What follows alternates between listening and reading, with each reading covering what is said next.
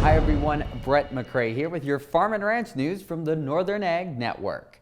The cattle market has trended lower in recent weeks thanks to seasonal pressure and financial fears. Although market fundamentals here in the U.S. are strong, we have seen lower beef exports this year compared to last. New data from the U.S. Meat Export Federation shows that although volume and value numbers are below year-ago totals, August beef exports were above the month of July. USMEF President Dan Halstrom explains some of the demand trends we're seeing around the globe. While Asia's down a bit, Latin America is booming, Mexico in particular. Also, you're seeing markets like Taiwan show a comeback, which is encouraging because Asia is usually our bread and butter. And Taiwan's very high percentage of the chilled program business, which is the high margin business. Halstrom says that right now, a lack of consumer confidence is hurting the food service sector in Asia. And the Northern International Livestock Exposition kicks off Friday in Billings.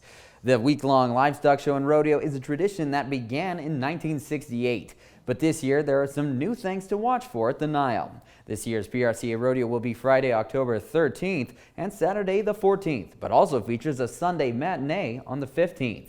Furthermore, this year the NILE is bringing back the traditional cattle drive and parade on Saturday, October 14th through the East Billings Urban Renewal District beginning at 9 a.m. Thanks for tuning in for your Farm and Ranch news. We'll be back in an hour with your markets. We asked Montana farmer Walt Sales about the challenges of mental health in agriculture.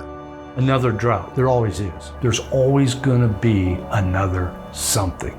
I grew up in a generation of you pulled yourself up by your bootstraps, but it's become evident is what do you do if you can't even find those bootstraps?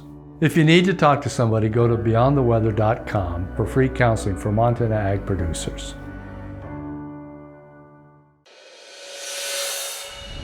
Hi everyone, Brett McRae back with more ag news and your markets from the Northern Ag Network. Global Clean Energy Holdings announced that its subsidiaries Sustainable Oils in North America and Camelina Company in Europe and South America worked with growers to contract a record 65,000 acres of camelina crop during the 2023 growing season. The intermediate crop that is grown between planting cycles is a feedstock for sustainable aviation fuel and other kinds of renewable fuel. In our region, Sustainable Oils produces camelina mostly as a spring crop, replacing fallow land in a cereal fallow rotation in the Northern Plains and Pacific Northwest. The company says that farmers also saw record yields globally for the camelina crop, reaching up to 1,900 pounds an acre. There is a lot of demand for cattle in the country, but futures remain uneasy because of seasonal and economic factors. The Billings Livestock Commission held its first Monday sale of the fall this week. Cull cows traded mostly from the mid-90-cent range up to $1.12. The cull ewes steadied to 5 cents lower in Newell last Thursday from 52 up to 58 cents.